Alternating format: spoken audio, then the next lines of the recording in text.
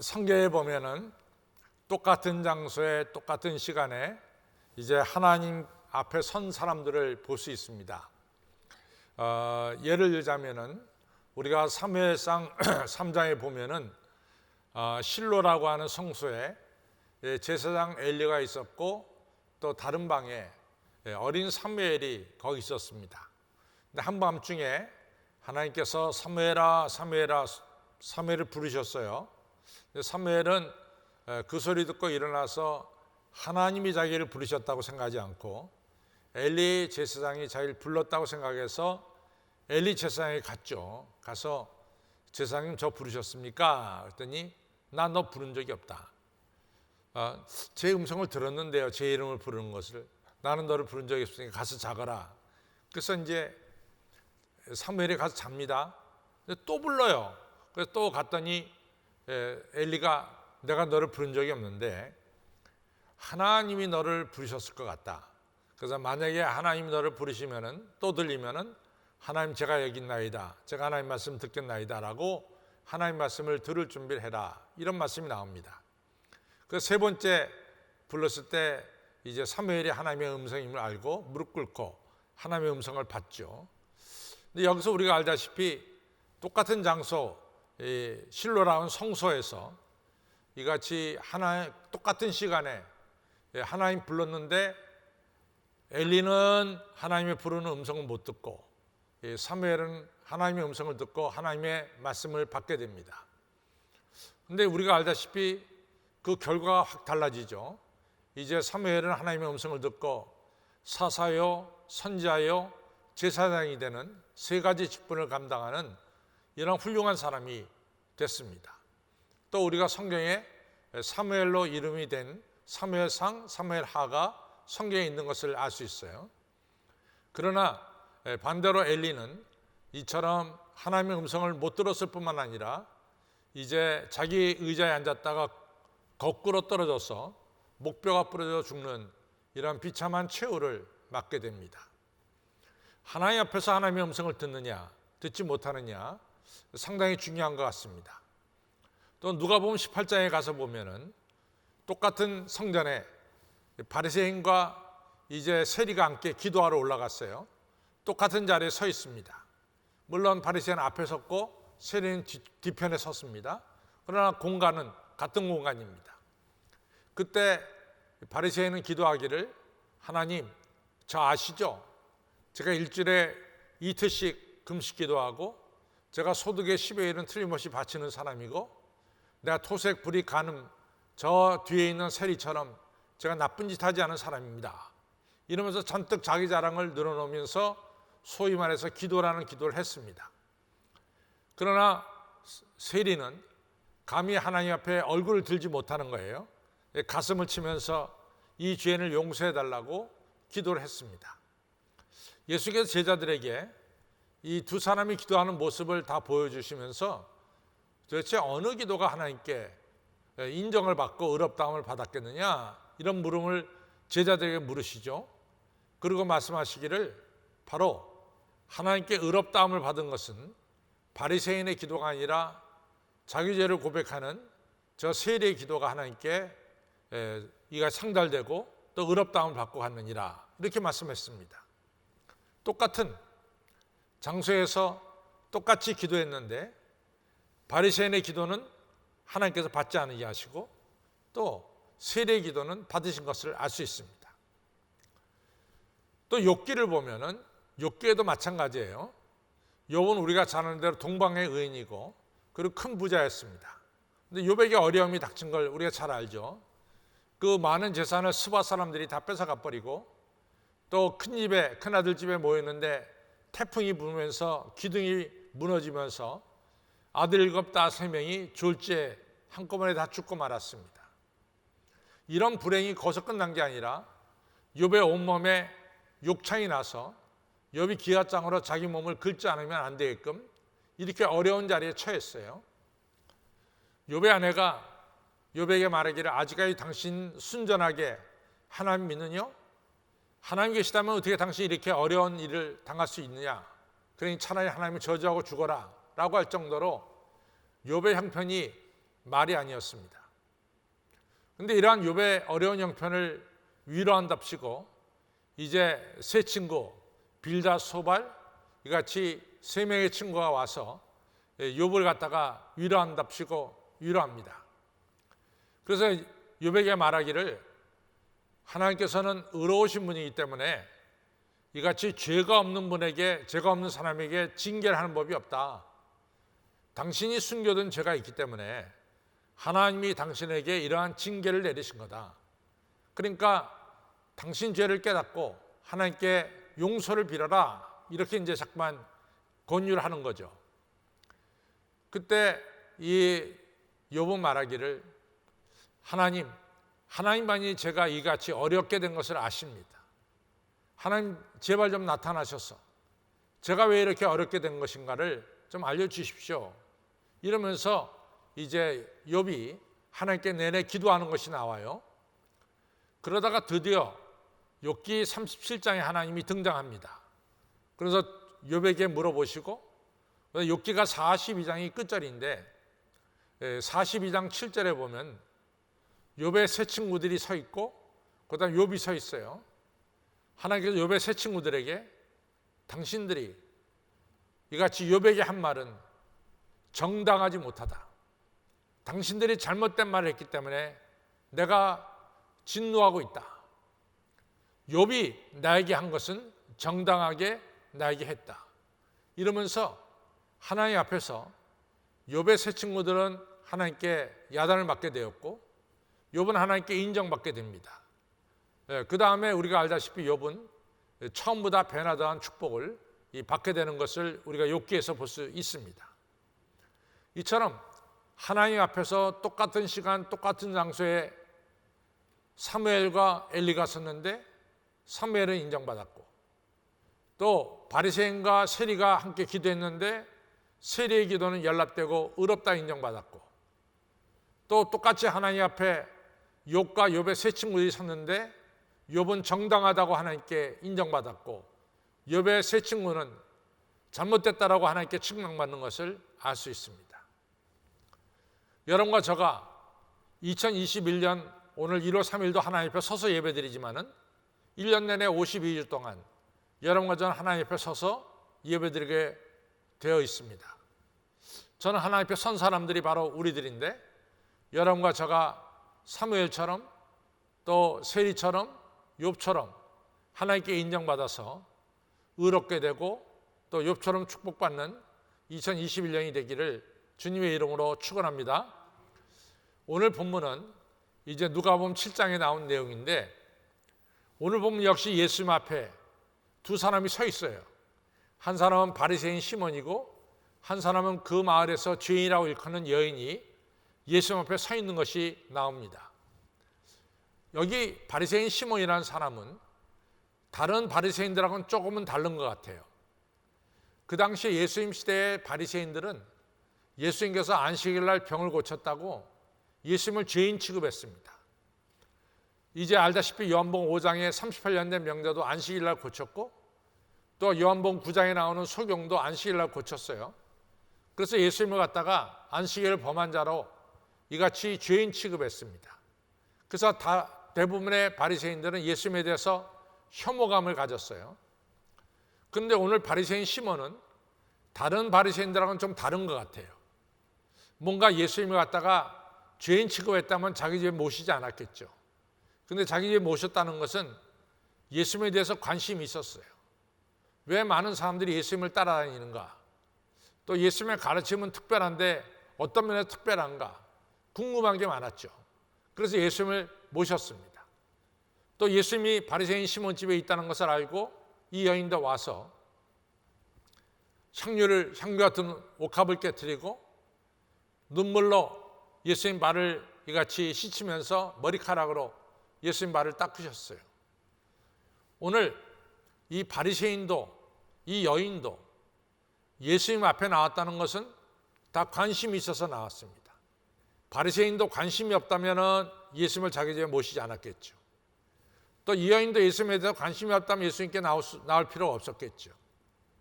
분명한 것은 예수님 앞에 바리새인이나 이 여인이나 다 관심을 가지고 예수님 앞에 나왔습니다. 오늘 우리들도 다 예수님에 대해서 관심을 가지고 오늘 이 성전에서 예배드리고 또 온라인으로 예배를 드리고 있습니다. 그런데 이제 중요한 것은 이 바리새인 시몬이라는 사람은 예수님께서 나에게 엄청난 은혜를 부어주셨습니다. 예수님 때문에 내 생애가 근본적으로 바뀌었습니다. 예수님 때문에 내가 새 사람 됐습니다. 이런 감정으로 예수님 앞에 나왔느냐? 그렇지 않습니다.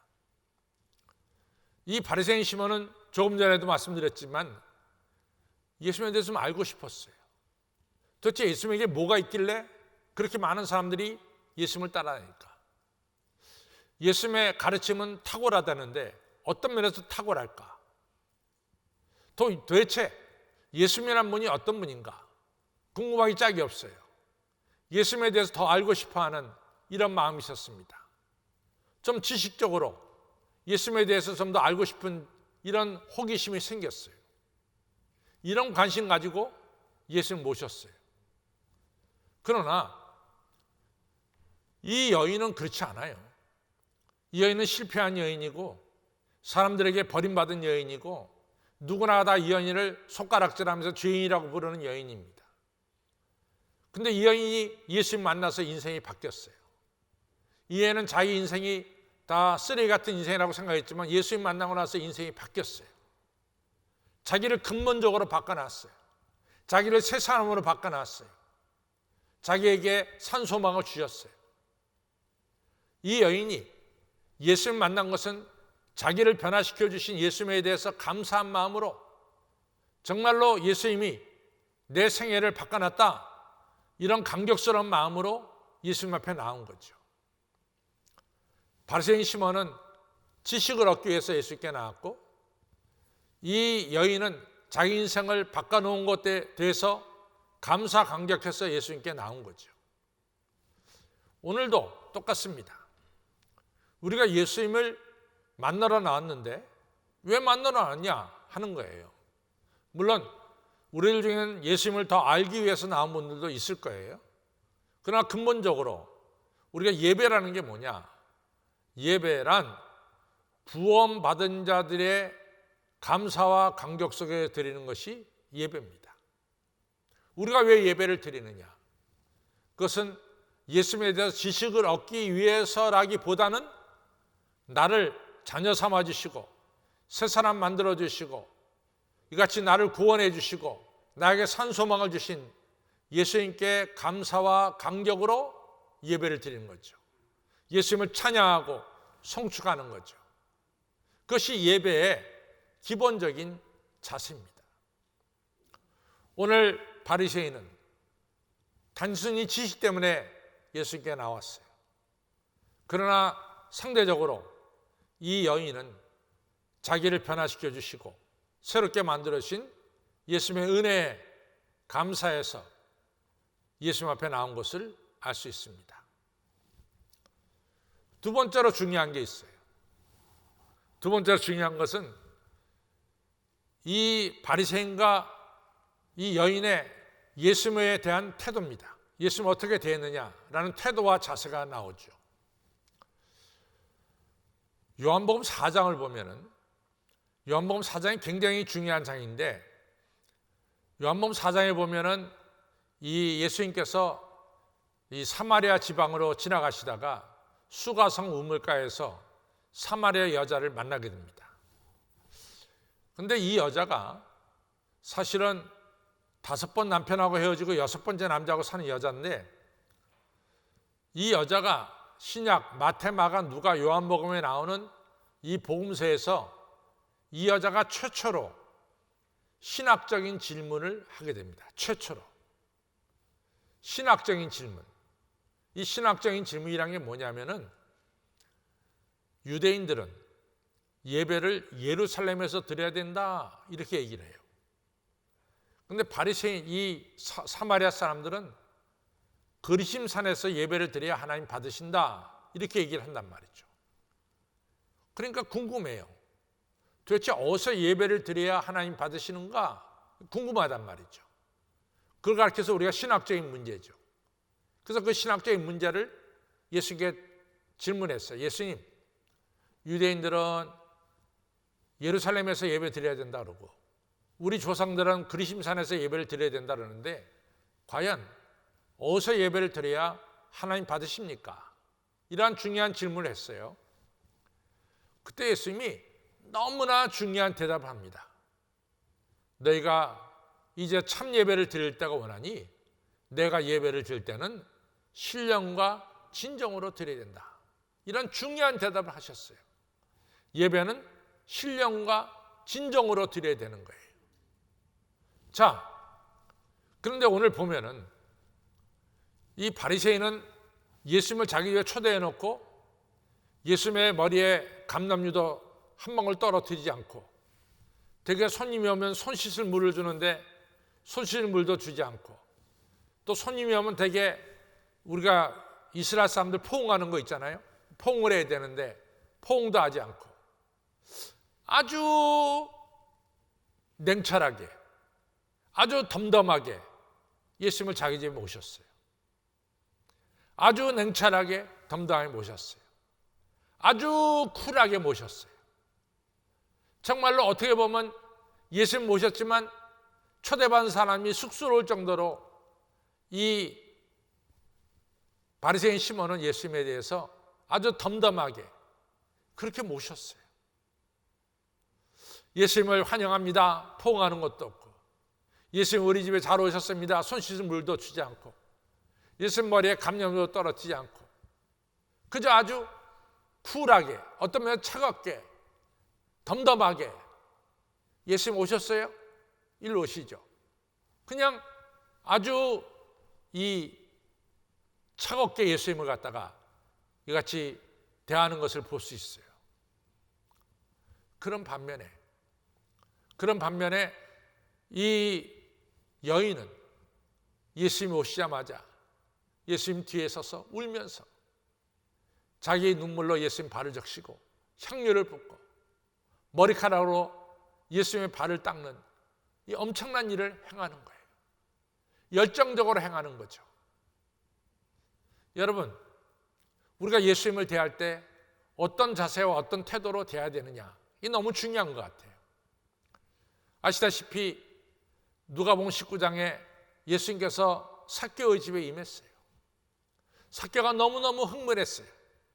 우리 집에 예수님이 오셨다는 것이 너무너무나 감격스럽고 흥분되는 일입니다. 그러니까 삭개오가 예수님 오시자마자 말하잖아요.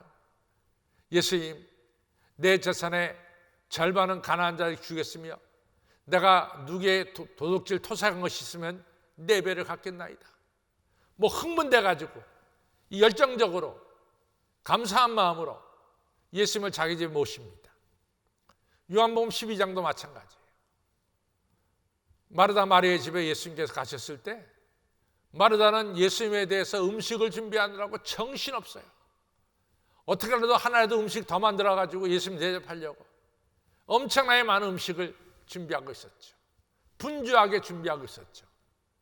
마리아는 예수님께서 베푸신 은혜가 너무 감사하니까 300데나리온 되는 옥합을 가져다 깨트려서 예수님 발에 붓는 이런 역사를 행했습니다.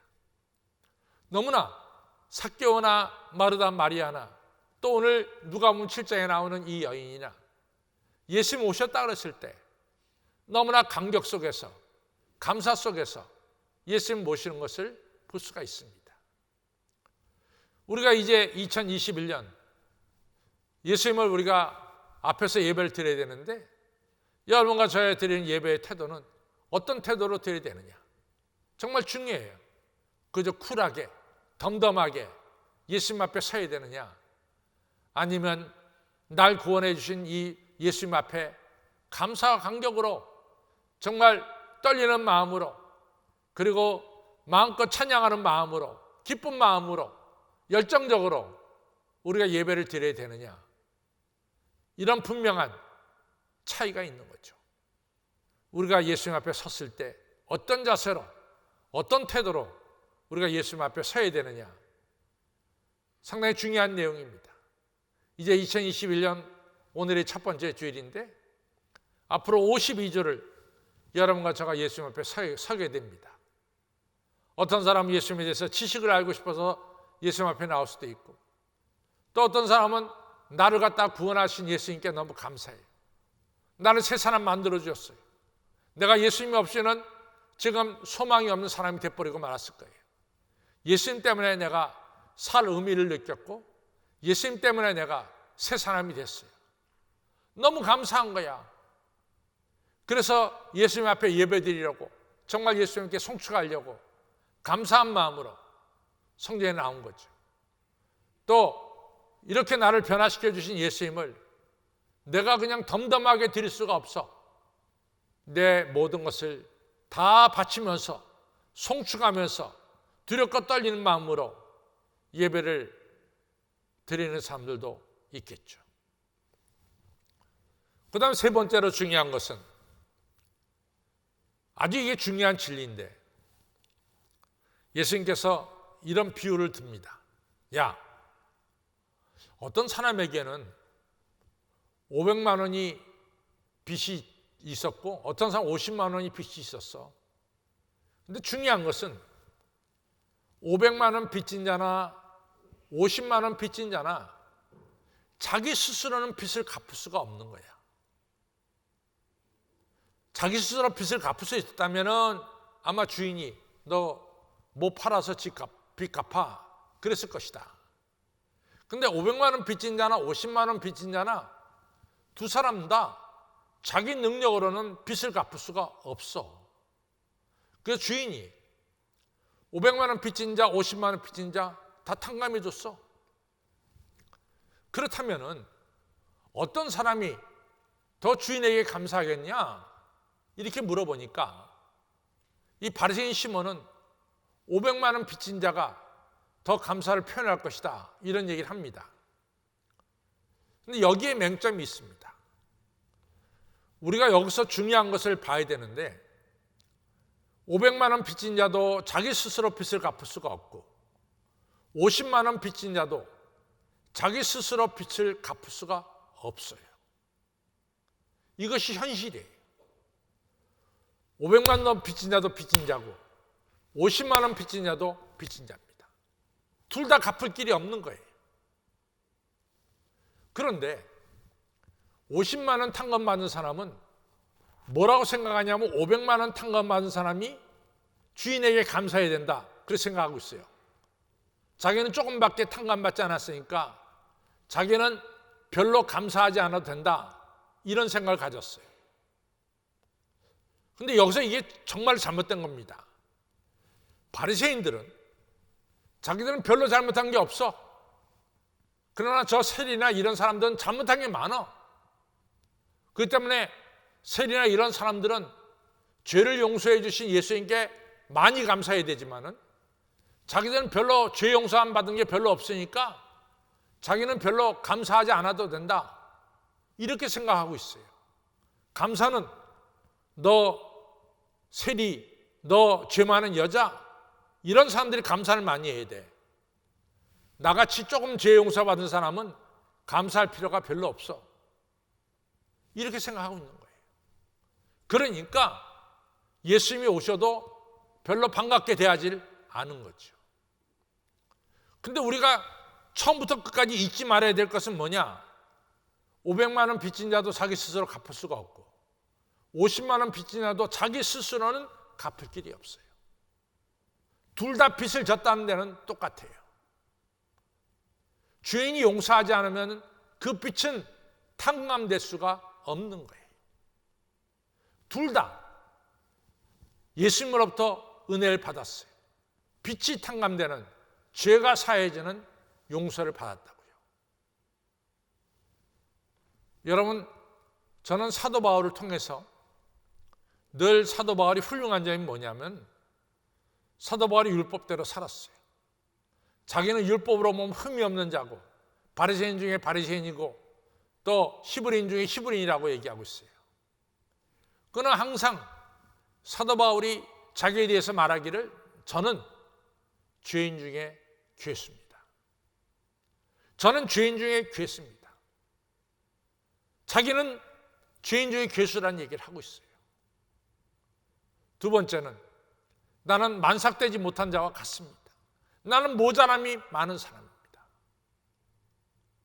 여러분, 어느 누가 사도 바울과 비교해서 율법적으로 사도 바울보다 더 잘 지킨 사람이 바리새인 중에 몇 명이나 되겠어요?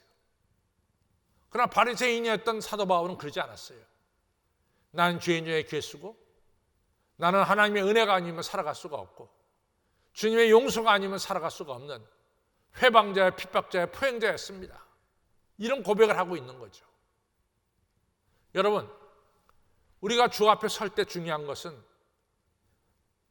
다른 사람 비교할 필요가 없어요. 나는 주님으로부터 죄 용서함을 받은 이러한 하나님의 은혜를 받은 자임을 꼭 기억해야 돼요. 내 옆에는 A는 너무나 많은 죄를 졌어. 저 사람 많은 죄를 탕감받았어. 그런 생각을 해서는 안 되는 거예요.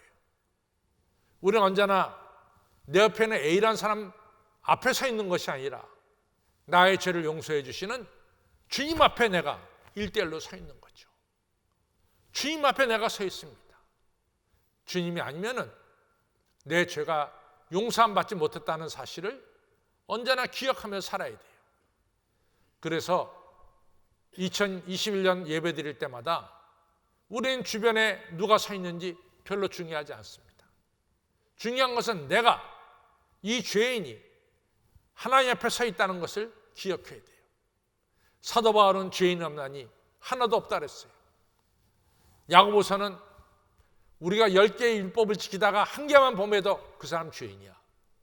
그러니까 의인 없나니 한 명도 없다 그랬어요.